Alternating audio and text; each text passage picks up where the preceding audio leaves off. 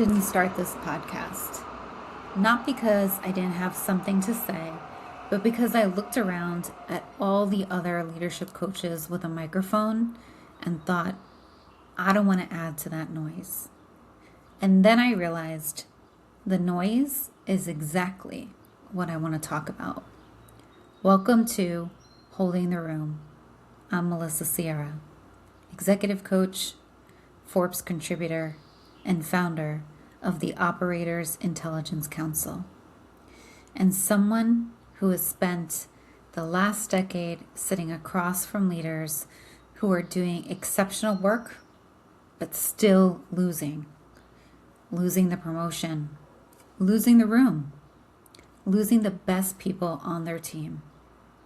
Not because of their strategy, because of their presence. And that's what this show is all about. I named it Holding the Room because I think that phrase captures something real about what leadership actually requires right now. Not controlling the room, not commanding it, but holding it, keeping people together, keeping the energy alive, keeping the mission intact, while everything around you changes faster than anyone planned for. That's the hard part, and almost nobody is talking about it honestly. Here's what is bothering me the most today. The AI era has a story it's telling leaders right now, and the story is the goal is efficiency. Move faster, automate more, optimize everything. And I get it. The tools are genuinely impressive. I use them, my clients use them, and they work. But here's what the efficiency story leaves out. Speed without cohesion is just expensive chaos. I've sat with executives who doubled their AI investment and watched their best people quietly stop caring. Not loudly, quietly. The engagement scores dipped. The Slack messages got shorter. The best performer, the one who used to stay late because she believed in the mission, started leaving exactly at 5 p.m. Nobody connected the dots. The metrics were green. Here's what I've learned. The leaders who are actually winning in the AI era are not the ones who move the fastest. They're the ones who held the room together while they moved. And that is a completely different game. And almost nobody is coaching for it, which is exactly why I started this show. Everything I do, every coaching conversation, every room I walk into, and every keynote I give runs through one framework. I call it BET. B-E-T. Boldness, empathy, trust. Now, before you roll your eyes at the word empathy, stay with me because I'm not talking about feelings.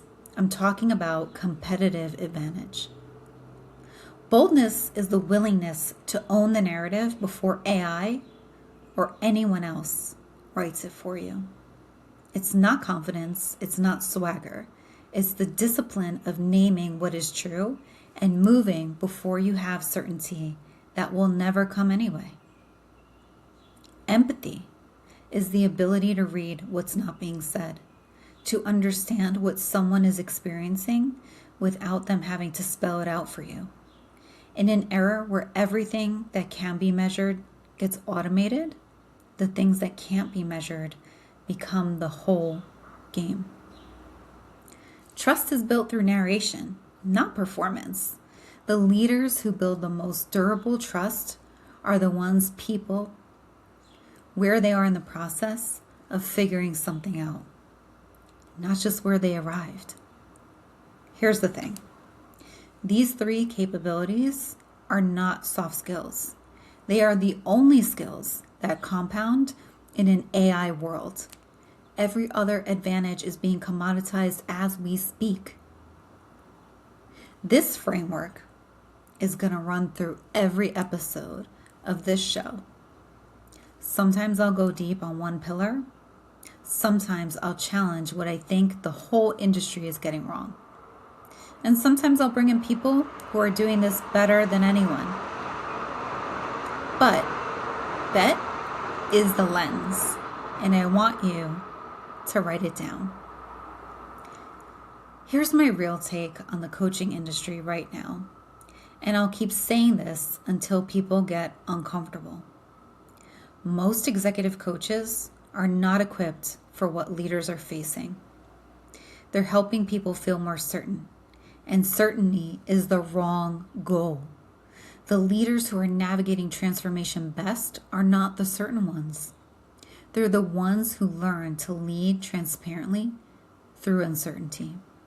And those are different skills. And most coaches are not building them. Here's what I want to leave you with from episode 1. 3 letters: bet, boldness, empathy, trust. Not as a checklist, as a diagnostic. The next time you're in a room where something important is happening and you're not sure what to do, ask yourself, which one of these 3 am I missing right now? That question alone will change how you lead. I promise you that.